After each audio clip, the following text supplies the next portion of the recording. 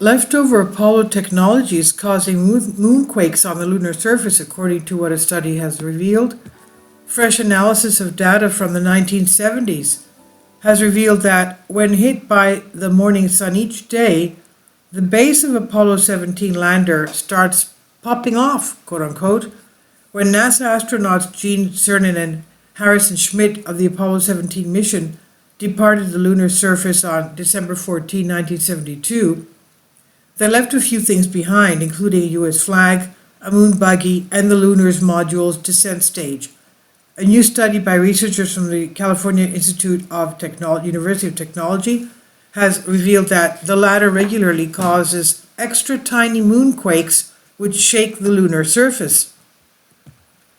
This finding comes ironically thanks to another thing Cernan and Schmitt left near their landing site, an array of 4 geophones used to conduct seismic experiments. Reactivated between October 1976 and May 1977 for passive listening, these seismometers recorded thousands of subtle tremors on the moon, the result of daily temperature variations. Until now, however, the poor quality of the data had made a comprehensive analysis difficult, hiding the fact that some of the moonquakes were not quite what they initially seemed. And having no atmosphere to insulate it like Earth, the surface of the moon experiences extreme temperatures, variations between day and night, transitioning from a toasty 250 degree Fahrenheit, that's a temperature of an oven, at the height of the day, to a nippy minus 208 degrees Fahrenheit in the depth of the lunar night. When the lunar surface heats up, it expands, and when it cools down again, it contracts. And these movements result in cracking near the surface and tremors known as thermal moonquakes.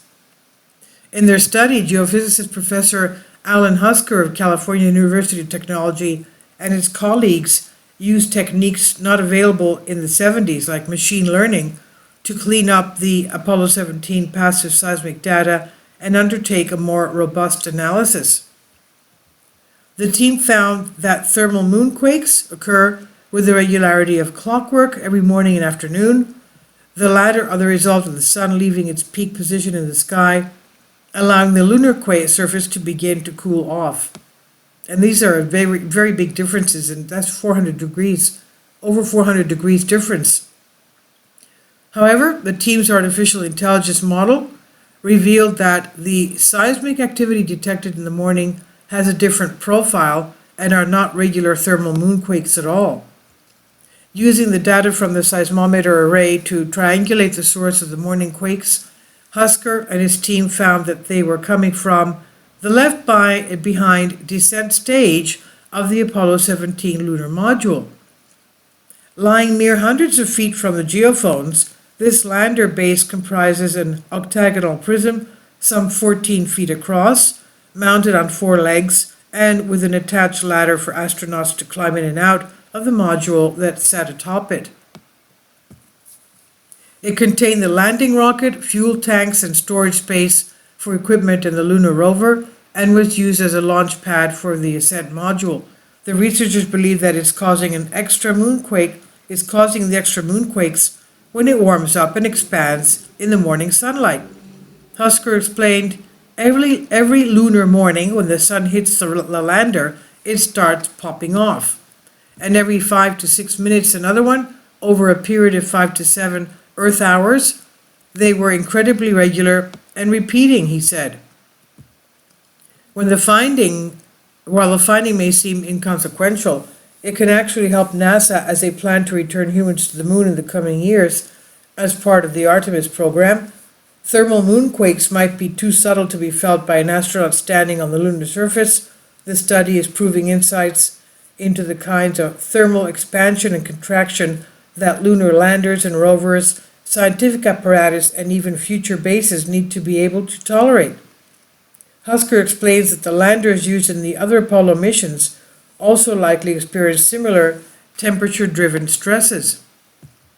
The reason we have only detected lander-related moonquakes with Apollo 17, however, is that the seismometers deployed by these missions operate at the wrong frequency to pick up such subtle tremors. Seismological studies of the moon are, as on Earth, also a great way to get a glimpse of the structure beneath the surface. This is because seismic waves travel at different speeds. As Husker adds, using moonquakes, we will hopefully be able to map out the subsurface cratering and look for deposits. In fact, this was the original purpose of Apollo 17's lunar seismic profiling experiment, which NASA explains used artificial moonquakes to acquire data on the physical properties of the lunar near-surface materials.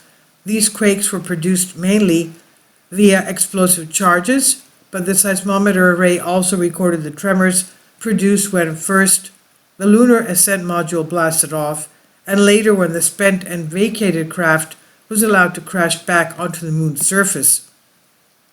Husker continued, explaining there are also certain regions in craters at the moon's south pole that never see sunlight. They are permanently shadowed. If we could put up a few seismometers there, we could look for water ice that may be trapped in the subsurface. Seismic waves travel slower through water. Water ice is of considerable interest as it could potentially be broken down into oxygen and hydrogen components in order to provide astronauts on future lunar missions with both life-sustaining air and a means to produce fuel. And the full findings of the study were published in the Journal of Geophysical Research, Planets. And this is on Express UK by Ian Randall. Please leave your comments and thank you for your support. Finally, support my Patreon account. The daily posts are 5 videos daily, and they are totally different from what I have on my YouTube channel. Thank you so much for your support and that you find all my content so interesting. You'll find the Patreon account details in the description box below.